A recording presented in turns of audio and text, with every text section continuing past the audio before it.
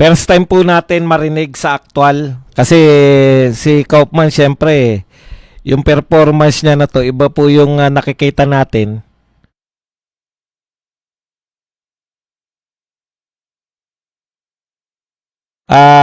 Mga interview lang po sa interview lang po sa dahig, yung mga vlogger yung nakikita natin sa Kaufman eh. Dito po, yung naghanda talaga si Kaufman, ang tindi, no? Opening pa lang po yan. Talon-talo po si Butuyan ba yun? Yung Pilipino. Grabe. Hindi kita ko nga yung tagyawat. Hindi po tagyawat to, yung mga sobrang yan eh. Okay, pag-usapan lang po muna natin, no? Alam nyo, kanina nakikinig ako kay Butuyan. Butuyan ba? Yung Pilipino na attorney laban sa Pilipino, no? Buti pa yung taga ibang bansa. Nakita nyo po yung contrast. Yung Pilipino po na attorney ng ng ICC. Siya po yung umuusig kay Tatay Digong, samantalang taga ibang bansa pa po yung nagtatanggol, no? Kita nyo po, yung litanya po nung Butuyan, bulahan, no? 30,000. Eto po, i-summarize lang natin. Kanina, galit na galit ako kasi yung mga drama ba, saktong-sakto yung sinabi ni Kaufman eh. Inaakusahan nyo, pinakulong nyo si Tatay Digong dahil lang sa drama. 30,000, tapos ang nakulong daw ay 300,000, tapos hindi mabilang yung tinorture. 30,000 yung namatay doon na lang eh. Hamunan na lang eh. 30,000 kung may pangalan yan, ayaw na namin, makulong na habang buhay si Tatay Digong. Hindi po sila makakapag-produce na 30,000 na pangalan dahil bulahan lang po yun. Ngayon maganda po yung punto ni ni Kaufman, 'di ba? Ang sabi ni Kaufman, ito ay tayo ay nasa korte. Rule of law ang dapat masunod. Hindi po pwede rito yung mga emosyon lang. Hindi po pwede dito yung drama lang. Siyempre hindi ganito pagkakasabi ni Kaufman. Pero yung point niya, kinakailangan patunayan nyo na yung malinaw na si Tatay Digong, meron ba kayong testigo na nagsabi na inutos ni Tatay Digong na yun nga, gurgurin lahat ng mga 30,000 na yan. Una, yung 30,000, akala ko po, hindi maglalakas loob to si Butuyan na sabihin yung 30,000 kasi alam na natin yan eh. Na yan po ay kagagawan lang nito ni Maria Ressa. Na wala po talagang 30,000 na casualty sa war on drugs. Kaya pambobola lang po yan. Tapos yung mga totoo naman na may mga namatay. Ang point lang po doon, sigurado ba na si Digong yung may kasalanan ng pagkamatay ng mga tao na to? Inutos ba ni Tatay Digong yung murder? Yung kasing gustong palabasin itong prosecutor na may sistematikong pag-utos. Sa 30,000, ang kaso lang nila 78. Pinagsama pa yung murder at prostrated murder. Alam nyo yung 78 na yan na ikinakaso kay Tatay Digong, yan po ay mga halo-halo pa po yung murder at prostrated murder. Ito, nag-a-appeal lang po to, kahit po walang direkta, ano po yung basihan nila na nabutata naman po kagad ni Kaufman. Ang pinakabasihan po nila dito po sa pagsasampa ng kaso kay Tatay Digong, yung mga sinabi ni Tatay Digong, yung mga news clips, yung mga ebidensya na speeches ni Tatay Digong. At binara sila ni Kaufman dahil sa 20 po na speech na pinapakita nila na nagpapatunay na si Tatay Digong ay inutos niya yung malawakang paggurgur ng mga adiksyonez at mga drogista at mga drug lords, drug pusher. Sa 20 na speeches na pinagbatayan ng prosecutor, ano sabi ni Kaufman? 10 dun, kung tinuloy lang nila yung pagbabasa, 10 dun sa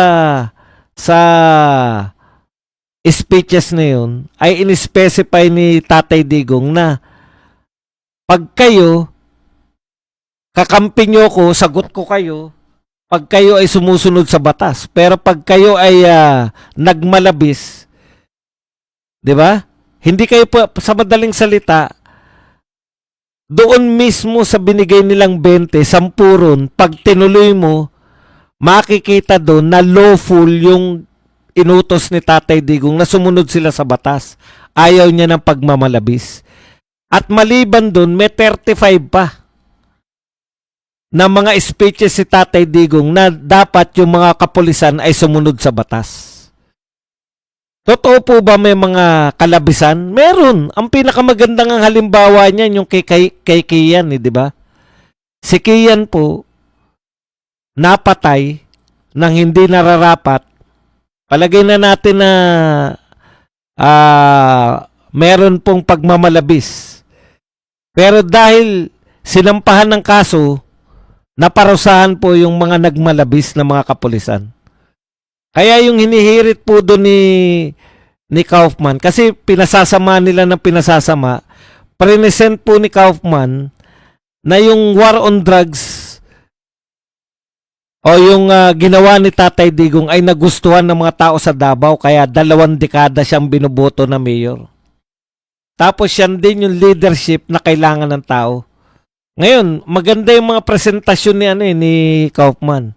Sabi niya, yung drug-related na gurguran, mas marami ngayon pagkatapos ni Tatay Digong. O, di ba? Ibig sabihin, kung nagpapatuloy ngayon yung war on drugs, hindi po dahil sa kagagawa ni Digong.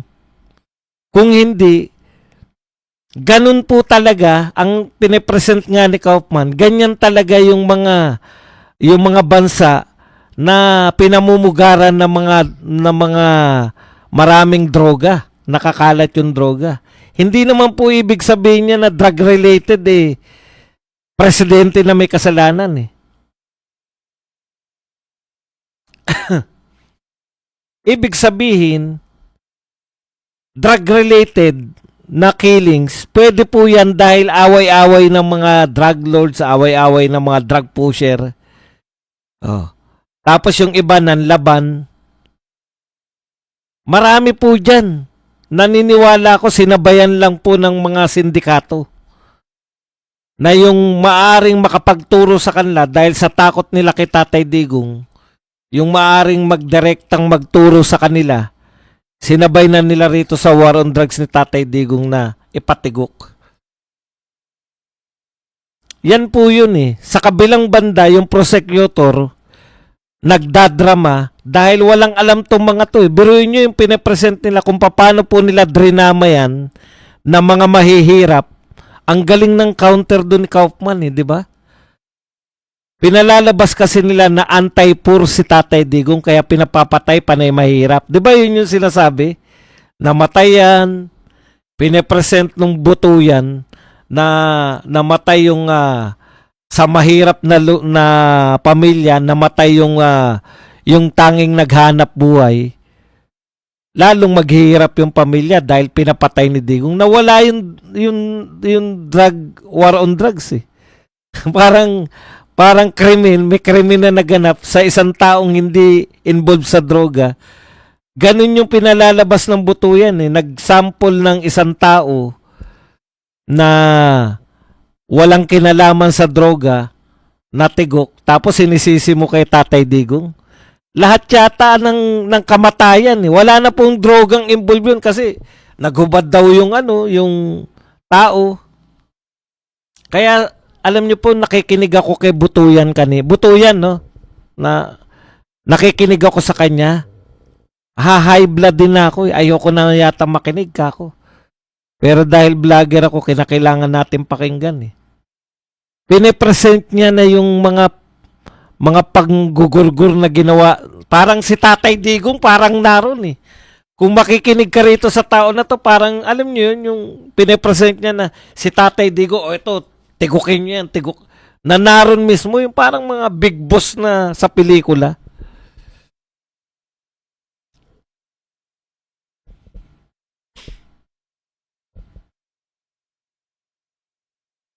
Wala pong firing squad eh.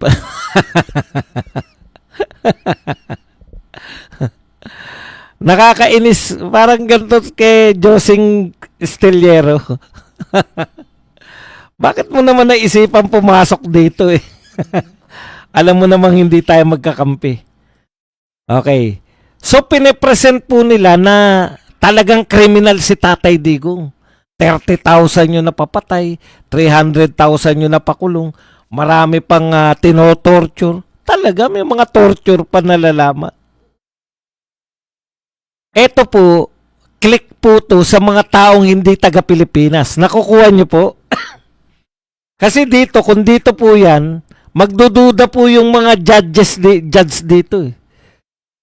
Kung dito po yan sa korte sa Pilipinas, teka muna po, mukhang sinusobrahan mo, Brad.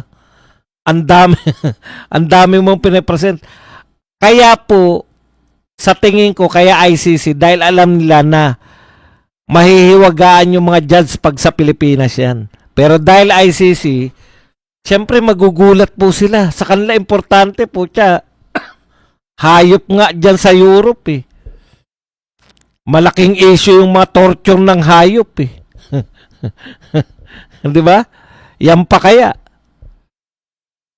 Oh, so between po sa prosecution, alam na po natin yung punto nila. Yung prosecution, lahat ng gurguran nung panahon ni Tatay Digong isinisi sa kanya. Systematic, talagang gusto niyang ilarawan na si Tatay Digong genocide eh. Hinigitan pa nila yung sa bintang nila eh. War against humanity, pero ang gusto nilang palabasin, uubusin ni Tatay Digong lahat ng mahirap eh. Pero sa dami po, bakit 30,000? 72 lang po yung isasampan yung magkasama pa, murder at frustrated murder. Hindi natin alam kung ilan yung murder dun sa 72 o 78 na yun.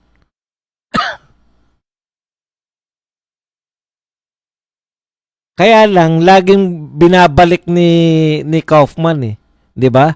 Korte kayo. Magdesisyon kayo base sa ebidensya. Hindi base sa binibenta nilang mga emosyonal na ano. Ang galing ng pagpe-present ni Kaufman kasi yung ebidensya nilang ginader, si Karim Khan, na noon pala ay private attorney pa lang ng mga biktima ni Tatay Dig ng war on drugs. Tapos naging prosecutor. Kaya palpak eh, kaya pumayag yung ICC judge na i-disqualify si Karim Khan. Yan yung chief prosecutor eh. Kaya wala si Karim Khan, yung kalbo. Oh, kasi umakto siya na attorney ng mga biktima tapos magiging prosecutor siya ng ICC.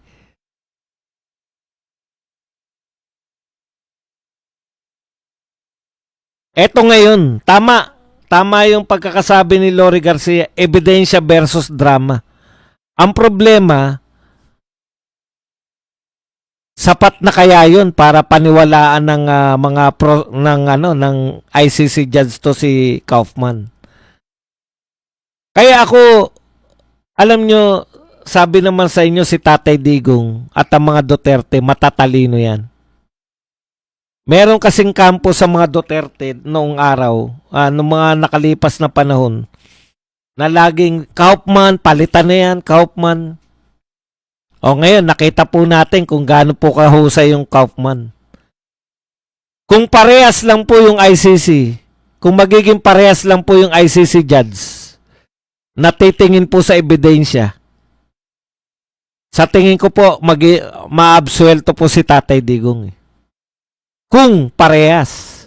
Kasi ang ganda ng presentation eh.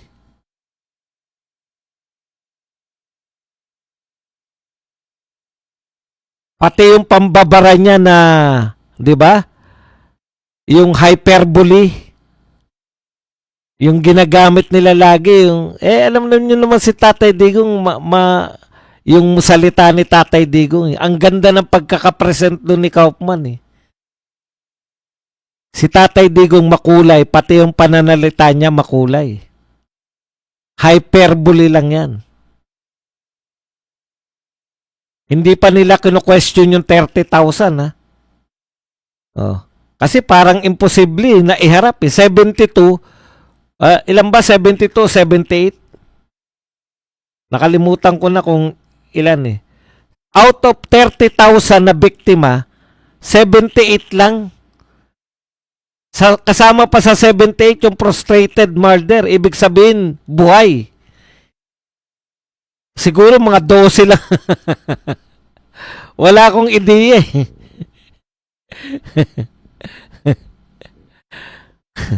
Siguro mga ilang piraso lang yung patay dyan sa sampa na reklamo na yan.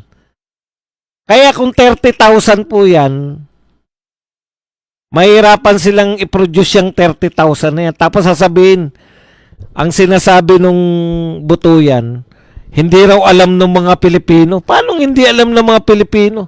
Taga-komunidad tayo. Alam natin na may mga nagugurgur. Kaya nga natakot yung mga addiksyonis eh. Kaya nga nagbagong buhay, kaya nga nagsitaba eh.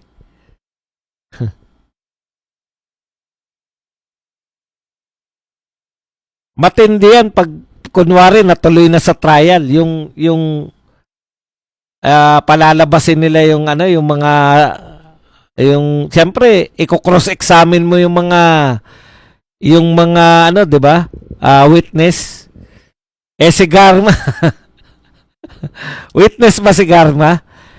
Tignan mo si Garma, kung witness siya doon, dito pa lang sa Quadcom umiiyak na yan eh, 'di ba? Hindi na makasagot ng maayos yan sa Quadcom pa lang. Paano pa pag cross-examine niya ni Kaufman si Garma? Kung witness si Garma, may hinala ko dun sa sinasabi na yung pinagmamalaki na si BBM, ano niya? Si Trillanes yata. Bawal daw to, bawal nilang pangalanan, di ba? Sino yung sa tingin niyo yung nagmamalaki na may siya kay BBM? Ang tansya ko si Trillanes yun eh.